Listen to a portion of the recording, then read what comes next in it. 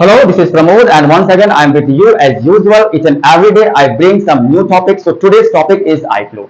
You know eye flu? आंख आना. आंख आना मतलब क्या? आंख आना का मतलब क्या?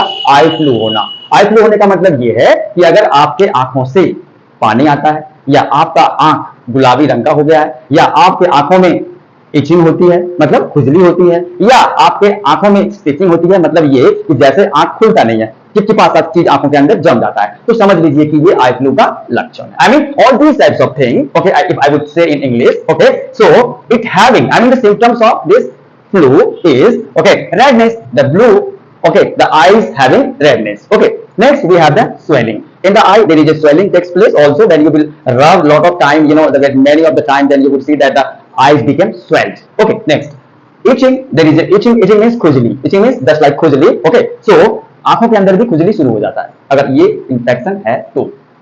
नेक्स्ट हमारे पास है स्टिकी आइज, ऐसा जैसे कि चिपचिपा हो जाता है, आंखों में अंदर एक ऐसा पदार्थ जम जाता है जो आंखों को खुलने नहीं देता, तो उसको स्टिकी आइज बोलते हैं, या इसको, ओके, नेक्स्ट ब्लर्ड हो जाता है, यानी कि जो आप देखते हो ब्लर्ड हो जाता है. आपको जब देखोगे आंख खोलकर तो आंख तो पहली बात तो खुलेगी नहीं, और आंख अगर खुलती भी है तो कुछ चीजें धुंधली धुंधली दिखाई देगी, मतलब टाइम लगेगा आंख को खुलने में. Okay, next we have discharge of water, जैसा कि I also mention before about this, there is a watering means a lot of watering takes place, discharge of the water takes place from the eyes. Okay, तो ये हमारे लक्षण है eye flu के. ज्यादा panic होने की जरूरत बिल्कुल नहीं है, क्योंकि ये जो वायरल डिजीज है आपके अंदर ये ज्यादा दिनों तक टिकता नहीं है. जैसे हमने कोरोना को बहुत बड़ा हुआ बना के रखा था, यू नो, कोरोना कोई बहुत बड़ी डिजीज नहीं थी, लेकिन ये नया था भारत में, इसलिए हम डर गए. ओके, और हमें पता नहीं था इसके प्रिवेंशन के बारे में, that's why we were lot of scary. Okay, next अब बात ये है कि इसे बचा जैसे कैसे जा सकता है, हम बचेंगे कैसे, यू नो, तो हम बच सकते हैं अवॉइडिंग टचिंग इन्फेक्टेड पर्सन. अगर किसी व्यक्ति को ऑलरेडी ये है तो कोशिश ये करना है कि उसके आंखों का जो पानी है, जो उसकी आंखों से पानी आ रहा है, वो पानी किसी भी कारण से हमारे कांटेक्ट में ना आए. यू नो, इन केस अगर ये कांटेक्ट में आता है और उस पानी को अगर हमारे हाथ में अगर वो पानी लग जाता है, अगर उसको हम आंखों में रब करते हैं, तो ये इंफेक्शन का एक कारण हो सकता है. एक कारण का ये सबसे बड़ा कारण होता है. ओके,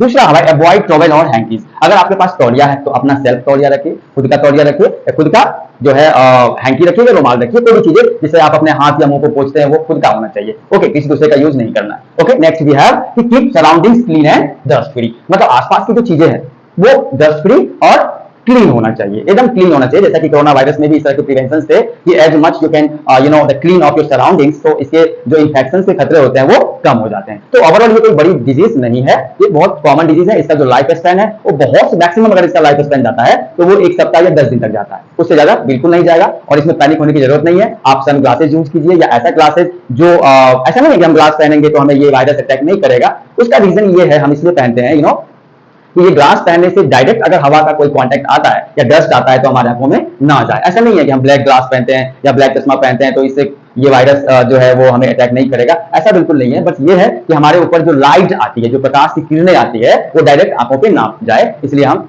क्या करते हैं, ब्लैक चश्मा का इस्तेमाल करते हैं. ओके, तो मैं समझता हूं कि ये छोटा सा जो वीडियो था, इस वीडियो के माध्यम से बहुत सारे अवेयरनेस जो है होगा, हम सब में अवेयरनेस होगा.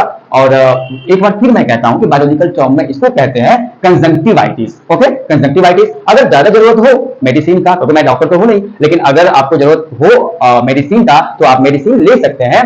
पोलीमैक्सिन B, I mean the polymyxin B eye drop आप ले सकते हैं. दूसरा हमारे पास जो मेडिसिन है वो है बेसिटेरासिन. बेसिटेरासिन ये भी आई ड्रॉप है, इसको आप यूज कर सकते हैं. ओके, उसके बाद ग्रामिडीसिन नाम का एक जो आई ड्रॉप है उसको भी यूज कर सकते हैं. लेकिन मैं कोई डॉक्टर तो हूं नहीं, लेकिन अगर इन केस अगर जरूरत पड़ गया, डॉक्टर आसपास नहीं है, तो आप इस तरह के आई ड्रॉप यूज कर सकते हैं. ओके, लेकिन बेहतर होगा कि आप किसी डॉक्टर से प्रिस्क्राइब करके अगर ये दवा लेते हैं तो बेहतर होगा. मैं आशा करता हूं कि ये वीडियो आपको पसंद आएगा. जय हिंद, जय भारत.